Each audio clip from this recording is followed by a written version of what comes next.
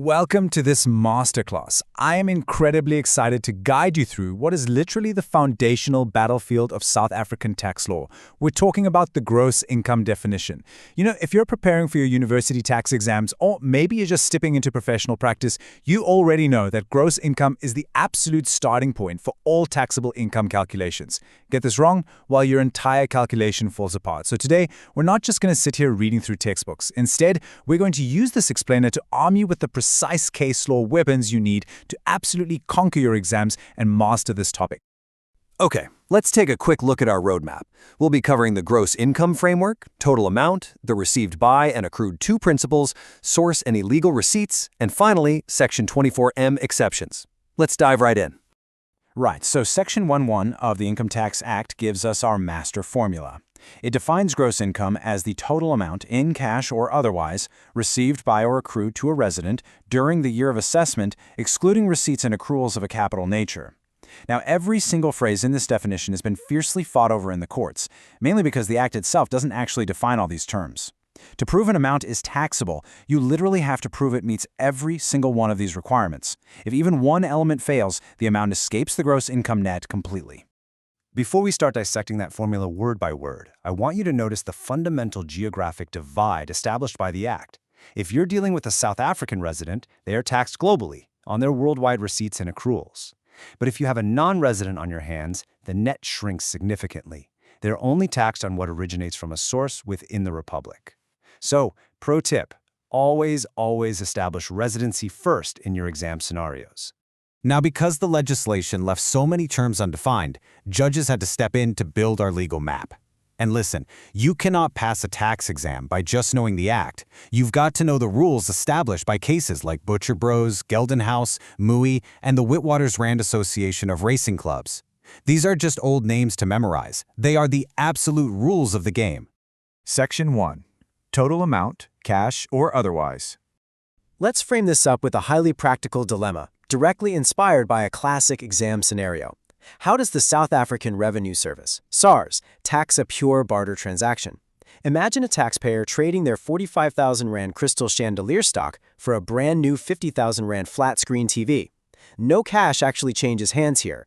Does an amount even exist? And if it does, what's the value that gets slapped onto their tax return?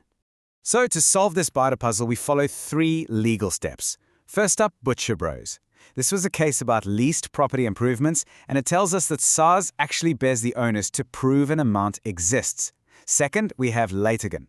This involved a wine farmer's installments, and it ruled that the word amount includes any property with a money value.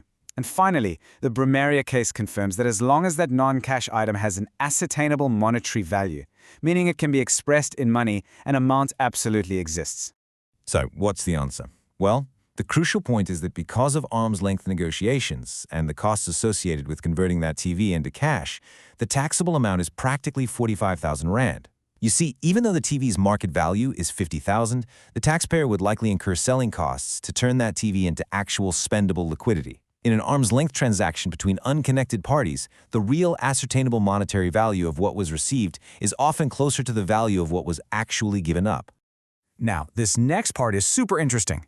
The Brummeria case established that the mere right to use an interest-free loan is a taxable non-cash benefit. Imagine getting a massive interest-free loan to build a retirement village, which is exactly what the developers in Brummeria did. The court dictated that the benefit of using someone else's money for free actually has an ascertainable monetary value.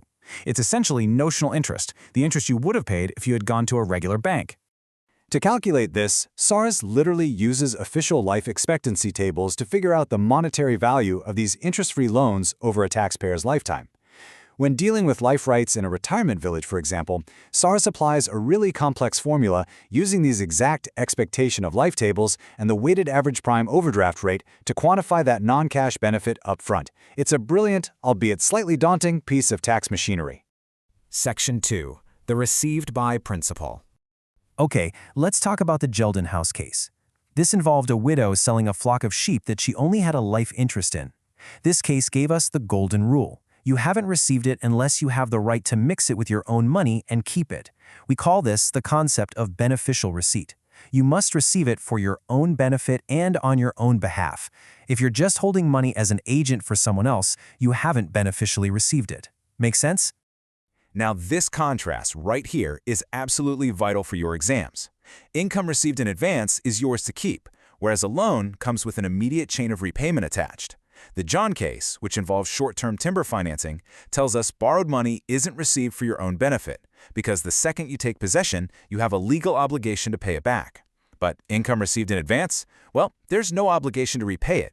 You only have to supply goods or services later. Therefore, it gets taxed immediately. Let's walk through this decision tree for refundable deposits. The case of Pyatt Limited versus CIR, a fascinating one about unreturned biscuit tins, warns us that SARS will tax refundable deposits immediately if you just throw them into your normal business bank account. Unless the Consumer Protection Act explicitly protects the funds, the moment a taxpayer banks a deposit into their own account to use as they see fit, boom, it's a beneficial receipt. To avoid immediate taxation, that deposit must be isolated in a separate trust account where the taxpayer has absolutely no control over it. Section 3. The accrued to principal. All right, moving on to accrual. The People's Stores case, which dealt with a clothing retailer's installment sales, brilliantly illustrates that accrual happens the exact second you are legally entitled to the money, even if the invoice isn't due until next year. You do not wait for the money to be due and payable. But as the Mui case, involving stock options, emphasizes, that entitlement must be completely unconditional. Also, keep the Witwatersrand Association of Racing Clubs case in mind, where funds collected for charity were still taxed because the club maintained absolute legal entitlement and control over the distribution of the cash. Oh, and remember, you always use the face value of the debt, never its present value. So consider this scenario, which is a fantastic way to test the boundary of the tax year and conditional sales. A developer sells a unit right before the end of the February tax year. But the contract has a suspensive condition. The buyer must get a bank bond. That bond is only approved in March, which falls into the next tax year. The question is, when does SARS actually get their cut? Well, because of the Mui case we just talked about, that 1 million rand only accrues in the following tax year, on March 10th, when the suspensive condition is finally fulfilled. Until that bond was approved, the developer was not unconditionally entitled to the cash. This is a classic exam trap, guys, so always look for those suspensive conditions that delay the timing of the accrual. Section 4. Source and illegal receipts. Let's get into it. So to tax a non-resident, we have to prove the income originated in South Africa. We rely heavily on the Lever Brothers case here, which involved overseas interest payments, to establish what's called the originating cause principle. The courts ask two main questions. First, what is the originating cause of the income? Was it services rendered, capital employed, maybe a contract signed? And second, geographically speaking, where is that originating cause physically located? Now, this might just be my absolute favorite twist in tax law. The Delago of Bay case, which was about an illegal lottery, and the MP Finance Group case both dictate that SARS really doesn't care if you stole the money, you still have to pay tax on it. In the MP Finance Group case, an illegal pyramid scheme tried to argue they shouldn't be taxed because they had a legal obligation to return the stolen money. The court said absolutely not. Because they intended to keep the money for their own benefit, it was beneficially received. Crime might not pay, but it definitely gets taxed. Section 5. Section 24M and unquantified amounts. Here's the deal with Section 24M. Essentially pauses the accrual clock until you can actually weigh the harvest and put a strict, real number on it. Imagine a farmer delivers a crop on February 26th, but it's only weighed and priced on March 2nd. Section 24M steps in right there. It deems that the unquantified amount did not accrue in February. Instead, it shifts the tax burden squarely into the next year when the amount is finally fully quantifiable. And there you have it. We've mastered the framework, the landmark cases, and the calculations. Now it is completely your turn to apply these legal twists to your own practice.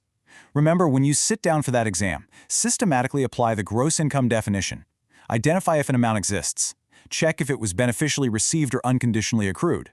Watch out for the timing, and back up every single point with your case law. Thank you so much for joining me in this explainer. I'll leave you with this final thought. If SARS has the power to tax illegal pyramid schemes and unreturned biscuit tins, you really have to ask yourself, what hidden tax traps are currently lurking in your seemingly innocent daily transactions?